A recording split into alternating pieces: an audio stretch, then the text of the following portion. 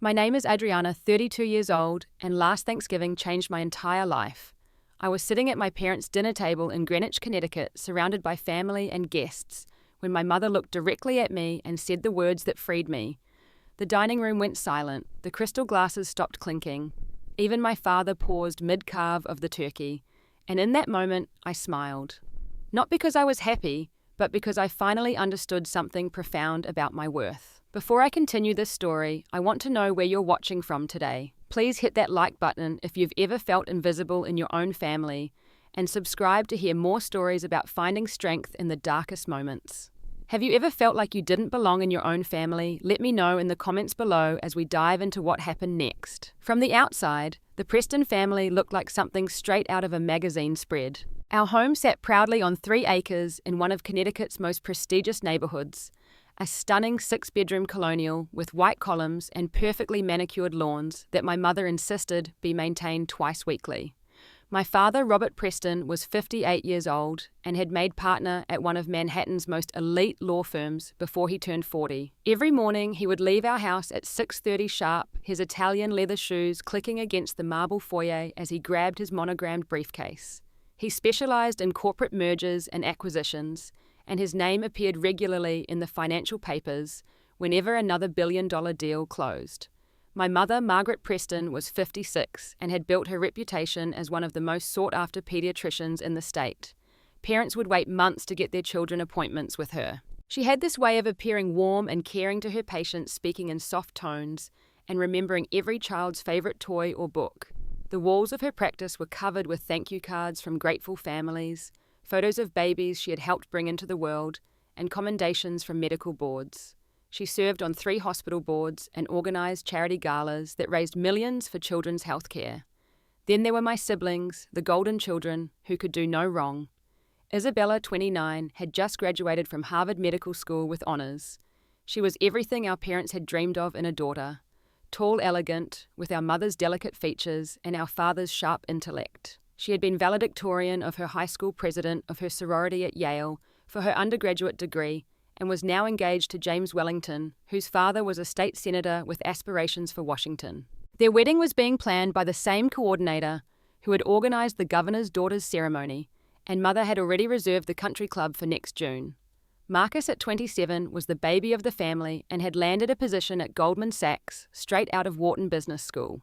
He had our father's aggressive ambition and natural charm that made clients trust him with their portfolios. Within 2 years, he was managing accounts worth hundreds of millions. He lived in a penthouse apartment in Tribeca that cost more per month than I made in half a year, and he made sure everyone knew it. He collected luxury watches and had recently bought a vintage Porsche that he kept in our parents' garage because he rarely drove it, preferring his everyday Mercedes. And then there was me, Adriana, 32 years old, teaching art at a public high school in Bridgeport. I lived in a 1-bedroom apartment above a bakery, where the smell of fresh bread was the only luxury I could afford. My car was a 10-year-old Honda Civic with a dent in the passenger door that I had never bothered to fix. While my siblings attended galas and charity events, I spent my evenings grading student projects and planning lessons on a budget that barely covered basic supplies. The difference in how we were treated started early. I remember being 7 years old, sitting at our massive dining table, while mother praised Isabella for getting straight A's on her report card.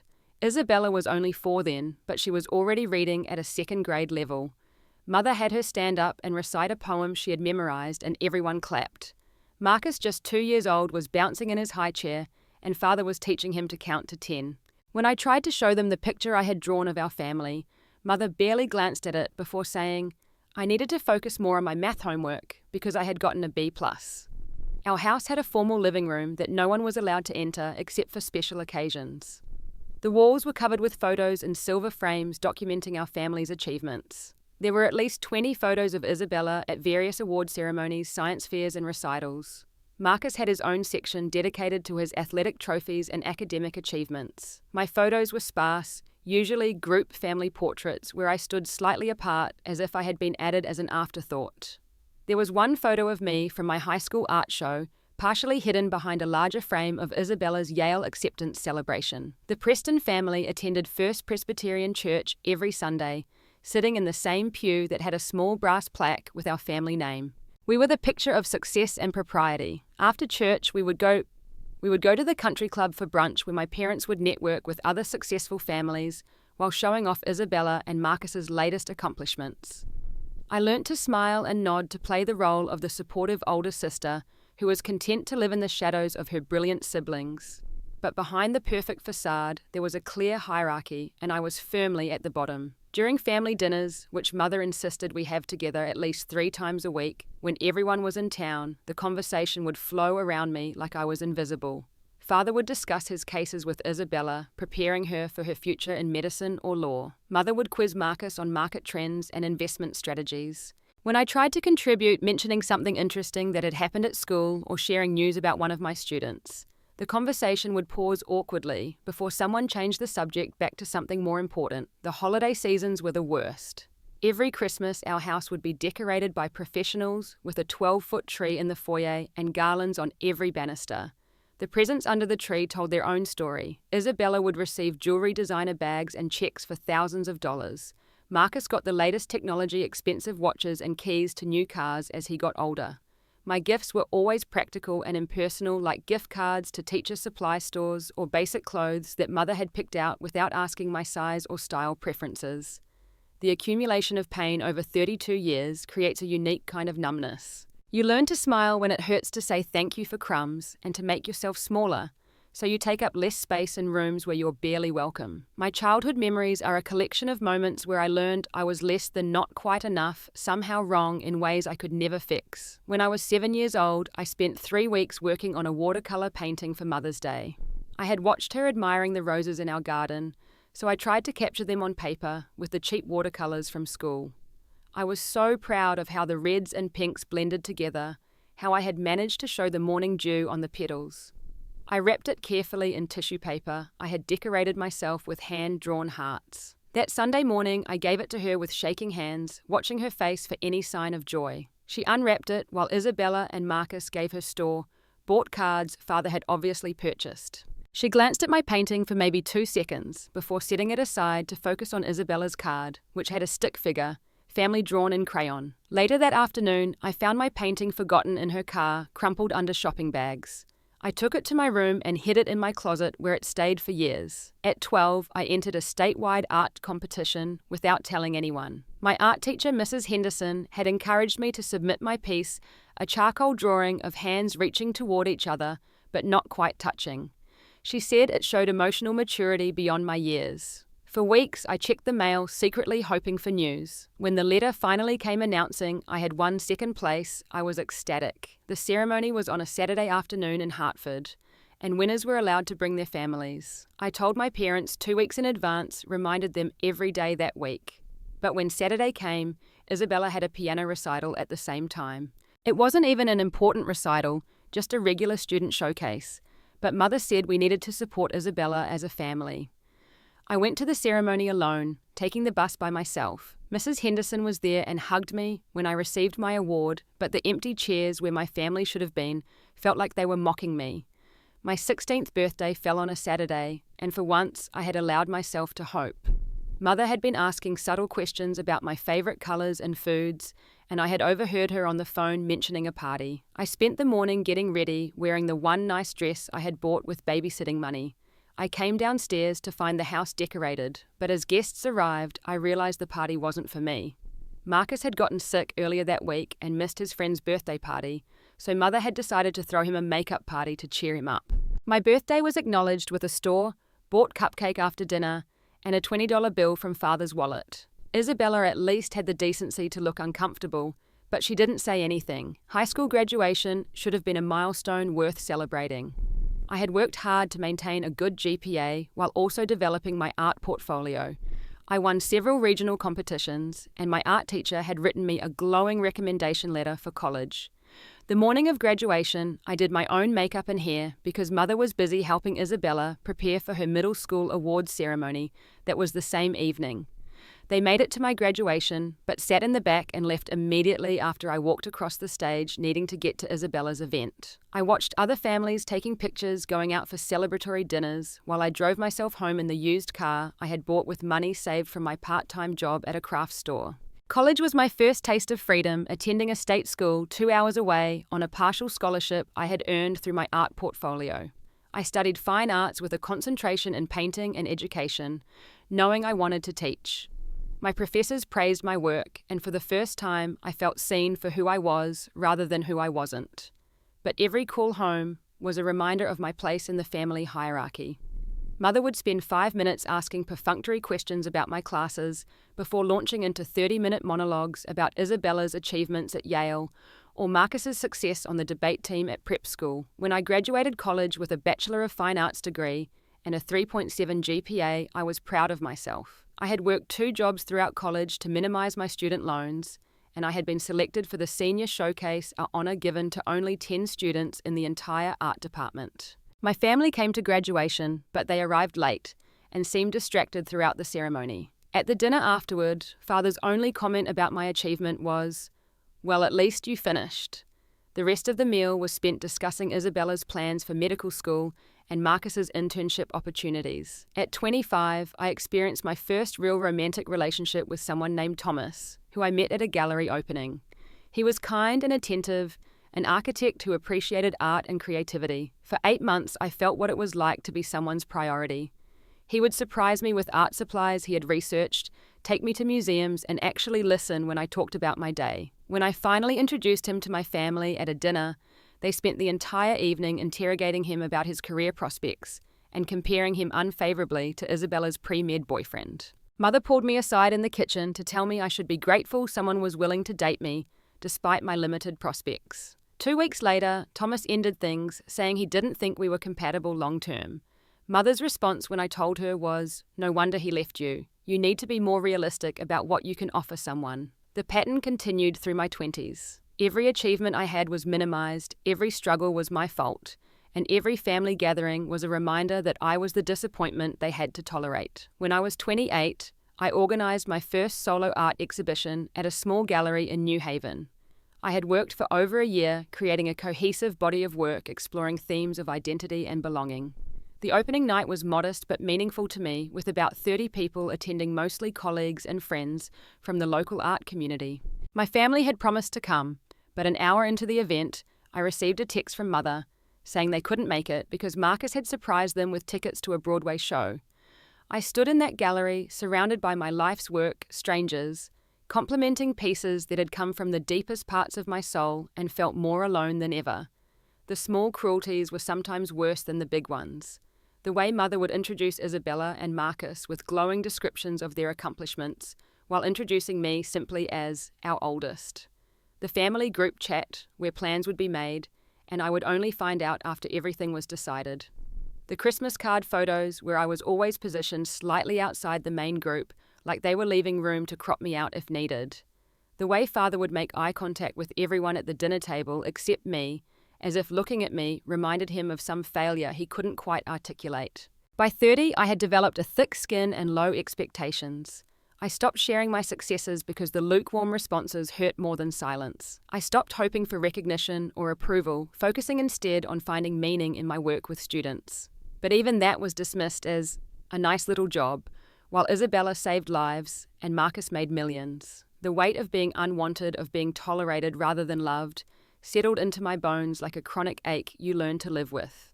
That Thanksgiving promised to be like every other, a carefully orchestrated performance where everyone played their assigned roles. The house had been professionally decorated with autumn wreaths and cornucopias, and the smell of turkey and sage filled the air. I had arrived early to help with preparations, partly out of habit, and partly because I had made a butternut squash soup that I knew everyone loved, even if they never acknowledged who made it. I spent 3 hours in the kitchen carefully roasting the squash until it caramelized, blending it with cream and spices until it was perfectly smooth. It was one of the few contributions I could make that was silently accepted. The dining room looked like something from a magazine spread, with Mother's best china and crystal glasses catching the light from the chandelier. Place cards written in perfect calligraphy marked everyone's seat, and as usual, mine was at the far end of the table next to Cousin Timothy's kids, who would need supervision. I helped set the table, arrange the centerpieces, and made sure every detail was perfect, knowing that any flaw would somehow be my responsibility. By 5 o'clock, guests started arriving. Father had invited his senior partner, William Harrington, and his wife. Isabella's fiancé, James, was there with his parents, the Wellingtons, who carried themselves with the kind of old money confidence that made everyone else feel slightly inferior.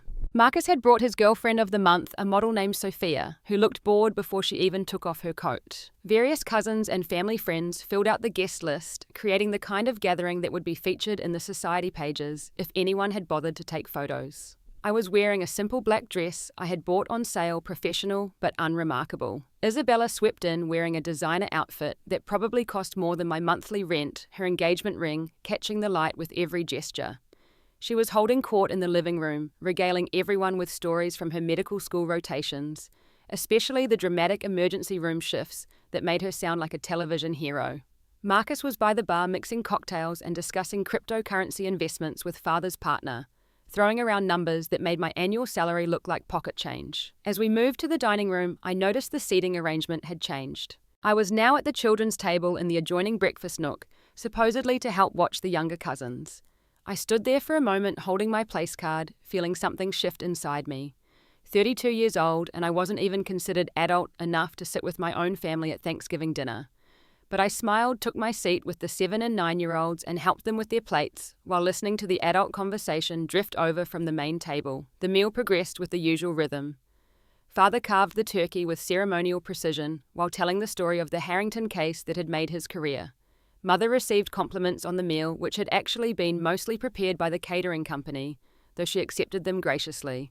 Isabella announced that she had been accepted for a prestigious fellowship at Johns Hopkins, and the table erupted in congratulations. James's father offered to write her a recommendation letter for her future residency applications, and Father opened a bottle of champagne that cost more than my car payment. Marcus followed with his own announcement about being promoted to vice president, the youngest in his firm's history. More champagne, more toasts, more discussions about his brilliant future. The Wellington patriarch mentioned he was looking for someone with Marcus's skills for a special project that could lead to even bigger opportunities. Mother was practically glowing with pride, her perfect children exceeding even her high expectations.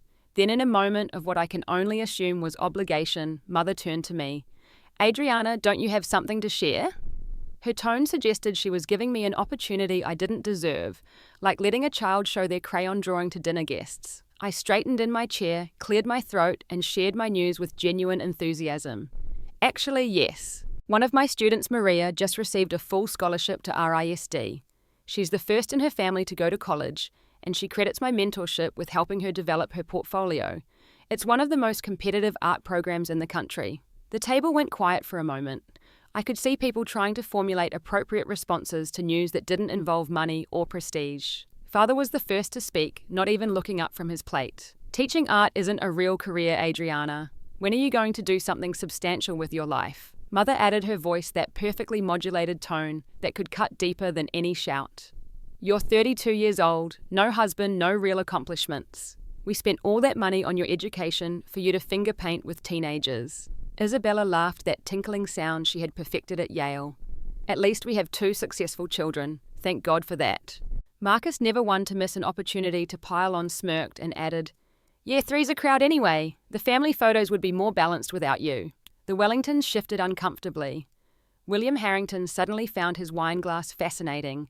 Even the children at my table had gone quiet, sensing the cruelty in the air. I felt the familiar sting of tears threatening the usual response to these moments. But then Mother looked directly at me, her eyes cold and final, and delivered the words that would change everything. "Honestly, Adriana, we wish you were never born. Our lives would have been perfect, with just Isabella and Marcus. You've been nothing but a disappointment and an embarrassment to this family." The silence that followed was complete. Even the grandfather clock in the hallway seemed to pause its ticking. I could feel everyone waiting for my usual response. The tears, the stammered apology for existing, the way I would shrink into myself and disappear for the rest of the evening. Isabella had a small smile playing at her lips, anticipating my breakdown. Marcus was already turning back to his conversation, dismissing me as dealt with. But something inside me, something that had been building for 32 years, finally crystallized into perfect clarity. I felt a strange calm wash over me, like stepping out of a suffocating room into clear air. I carefully folded my napkin, placed it beside my plate, with deliberate precision, and stood up slowly. Then I smiled. Not a bitter smile or a sad smile, but a genuine, peaceful smile of someone who had just been freed from invisible chains. I picked up my purse from the back of my chair, smoothed down my dress, and looked at my mother directly. I didn't say a word. I didn't defend myself or plead for understanding or throw accusations back at them. I simply maintained that smile, turned and walked toward the door with my head high. Behind me, I could hear the confused murmurs, Isabella asking where I was going, Father telling me to stop being dramatic. But I didn't turn around. I walked through the foyer with its perfect family photos, past the table where my car keys sat next to everyone else's luxury key fobs, and out the front door into the crisp November evening. The drive back to my apartment was surreal. I expected to feel devastated, to pull over sobbing, to second-guess leaving. Instead, I felt like I was breathing properly for the first time in my life. The words kept echoing in my mind. We wish you were never born. But instead of pain, they brought clarity. She had finally said out loud what I had always suspected, what every ignored achievement and dismissed feeling had been telling me for years. I wasn't really part of their family. I never had been. When I reached my small apartment above the bakery, I sat in my car for a moment, looking up at my windows. It wasn't much, but it was mine. I had painted the walls myself, hung my own artwork, created a space where I belonged. I climbed the stairs, entered my home, and immediately called Julia, my best friend from college, who had seen me through every family disappointment. They said what? Julia's voice was a mix of outrage and disbelief when I told her what had happened, that they wished I was never born, in front of everyone at Thanksgiving dinner. Saying it out loud to someone who actually cared about me made it real in a different way. Adriana, I'm coming over right now with wine and ice cream. Are you okay? That's absolutely horrible. That's the strange thing, Julia. I think I actually am okay. For the first time in my life, I know exactly where I stand. There's no more pretending, no more hoping things will change. They showed me who they are, and now I can stop trying to earn love that was never available. Julia arrived within an hour, armed with supplies for emotional support. But instead of finding me in tears, she found me pulling boxes out of my closet, sorting through years of accumulated family obligations. Birthday cards I had saved that were signed with just names, no personal messages. Photos where I was always on the edge, easily cropped out. The dress I had bought for Isabella's engagement party that Mother had deemed inappropriate, so I had to change into something she provided. What are you doing? Julia asked, setting down the wine bottles. Spring cleaning in November. I'm getting rid of everything that makes me feel less than. Starting fresh. I held up a family Christmas photo from 5 years ago. Look at this. Do you see how I'm standing slightly apart, like I'm a guest who wandered into the photo? That's how it's always been. We spent that night going through my apartment, removing every reminder of my attempts to fit into a family that didn't want me. Julia helped me pack everything into boxes that we would later donate. As we worked, she shared her observations from the few times she had met my family. I always wondered why you tried so hard with them, she admitted. At your college graduation, your mother spent the entire lunch talking about Isabella's achievements, while you were sitting right there in your cap and gown. It was bizarre. I think I believed that if I just tried harder, achieved more, made myself smaller, eventually they would see me. But the truth is, they made up their minds about me before I even had a chance to be anyone. I was the mistake that came before the children they actually wanted. That weekend, I made several decisive moves. First, I blocked all of their phone numbers. Then I removed myself from all social media connections with family members. I sent a brief email to a cousin I was actually close to explaining that I was taking space from the family and asking her to respect my privacy. The relief was immediate, like removing a too tight shoe you've worn so long you forgot what comfort felt like. The first week was surprisingly quiet. I expected immediate backlash, angry phone calls, demands to return and apologize. But there was nothing. They were so confident in my weakness, so sure I would come crawling back, that they didn't even bother to reach out. That silence told me everything I needed to know about my value to them. On day 8, I got an email at my work address from Mother. The subject line read, "Stop being dramatic." The content was worse. No apology, no acknowledgement of what she had said, just a terse message saying that I was embarrassing the family with my absence and that I needed to grow up and stop seeking attention. I read it once, screenshot it for my records in case I ever doubted my decision, and deleted it without responding. By the second week, the attempts at contact increased, but not in the way you might expect. Father left one voicemail on my work phone, his voice stern and professional, as if he was dealing with a difficult client. Adriana, this behavior is unacceptable. You're embarrassing the family. The Harringtons have asked about you, and we've had to make excuses. End this tantrum immediately. Isabella sent a long email to my work address, a masterpiece of manipulation disguised as concern. She wrote about how hurt Mother was, how I was breaking Father's heart, how Marcus felt guilty. She painted a picture of a family in mourning for my absence, while never once acknowledging what had been said to me. The email ended with a threat wrapped in sisterly concern, suggesting that if I continued this behavior, I might find myself completely cut off from the family permanently, as if that wasn't exactly what I was choosing. The third week brought a registered letter from Father's law firm, not a legal document, but written on official letterhead to intimidate. It outlined my obligations to the family, the investments they had made in my upbringing, and the disappointment my current behavior was causing. It was a calculated attempt to make me feel guilty and indebted, to remind me that I owed them my compliance, if not my happiness. I showed all of these to Julia, who helped me see them for what they were. They're not upset that they hurt you, she pointed out. They're upset that you're not there to be their emotional punching bag anymore. Look at these messages. Not one apology, not one acknowledgement of what they said to you. She was right. Every attempt at contact was about their embarrassment, their inconvenience, their image. The fourth week passed with no contact at all, and I realized they had expected me to break by now.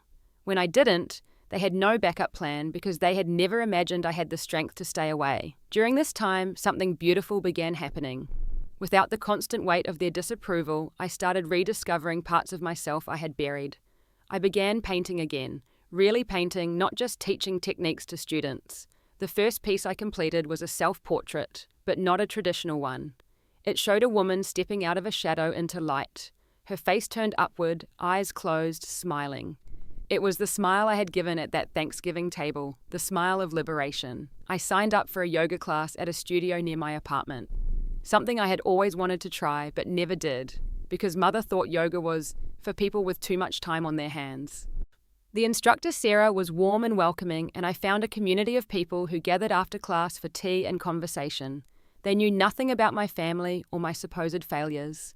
To them, I was just Adriana, and that was enough. My teaching changed too. Without the constant internal criticism that echoed my family's voices, I became more confident in my classroom. I started an after-school program for advanced students, securing funding through a grant I wrote myself. My principal noticed the change and mentioned that I seemed more engaged, more present. I realized that I had been living at half capacity for years, saving energy for the constant emotional battles at home. One evening, about a month after Thanksgiving, I was cleaning my brushes after a particularly satisfying painting session when I caught my reflection in the window. I looked different, not dramatically, but there was something in my posture, in the way I held my head, that had changed. I looked like someone who belonged in her own life.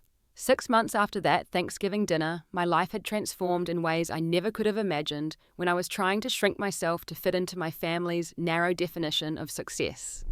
The after-school art program I had started was thriving, with enrollment tripling after Maria's success story spread through the community. Local news did a feature on the program highlighting how it was providing opportunities for underprivileged students to develop portfolios for art school applications. The reporter interviewed me about my teaching philosophy, and I spoke with a confidence that surprised even me. The segment aired on a Tuesday evening, and by Wednesday morning I had received dozens of emails from parents thanking me for the work I was doing with their children. The attention from the news feature led to an unexpected opportunity. A local gallery owner, Patricia Chen, reached out about featuring some of my personal work in a group show focused on emerging artists in Connecticut. I had hesitated at first, the old voices telling me I wasn't good enough for a real gallery show. But then I remembered that those voices weren't mine. They were echoes of people who never wanted me to succeed. I submitted 5 pieces, all created in the month since I had left my family, all exploring themes of identity liberation and self-discovery. The opening night of the gallery show was everything my first solo exhibition hadn't been. The space was packed with art collectors, critics from regional papers, and fellow artists. Patricia had priced my work professionally, not the apologetic prices I had set for myself in the past. When the first red dot appeared next to one of my paintings indicating it had been sold, I actually gasped. By the end of the evening, 3 of my 5 pieces had sold, including the self-portrait of stepping from shadow into light, which went to a collector for $5,000. It was at that gallery opening that I met David. He was photographing the event for an art magazine, moving through the crowd with quiet professionalism. We started talking when he asked me about the inspiration for my work, and I found myself telling him the truth, not the polished artist statement I had prepared, but the real story of breaking free from a family that had never seen me. He listened with genuine interest, his brown eyes warm behind wire-rimmed glasses. When the evening ended, he asked if I would like to continue our conversation over coffee. David was everything my family would have dismissed. He was a freelance photographer and journalist, choosing creative fulfillment over financial security. He simply drove an old Subaru covered in bumper stickers from national parks he had visited, and measured success by experiences rather than bank accounts. Our coffee date turned into a 4-hour conversation about art travel books and life philosophies. He told me about growing up in a supportive family in Vermont, where creativity was celebrated and success was defined by happiness. It was like hearing about a foreign country. We began seeing each other regularly, and David introduced me to a world I hadn't known existed. We went to underground art shows in abandoned warehouses, poetry readings in bookstore basements, and sunrise photography sessions by the harbour. He really saw me, not as a failed version of someone else's expectations, but as a complete person with value and talent. When I showed him my paintings, he spent real time looking at them, asking questions about technique and meaning. When I talked about my students, he listened with genuine interest, often remembering their names and asking about their progress in later conversations. 3 months into our relationship, David was offered an assignment to photograph a major art festival in Burlington. He invited me to come with him for the weekend, and it was there, surrounded by artists and creative energy, that I felt fully myself for the first time. We stayed in a small bed and breakfast, spent our days exploring galleries and artist studios, and our evenings talking about dreams and possibilities. On our last night, as we walked by Lake Champlain, David took my hand and told me he was falling in love with me. Not with who I could be or should be, but with exactly who I was. Meanwhile, my professional life was flourishing in ways that would have seemed impossible when I was constantly doubting myself.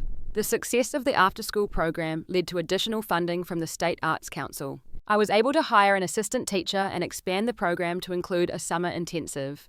Several of my students were accepted into prestigious art programs, and their success stories brought more attention to the work we were doing. The principal called me into her office one afternoon in May.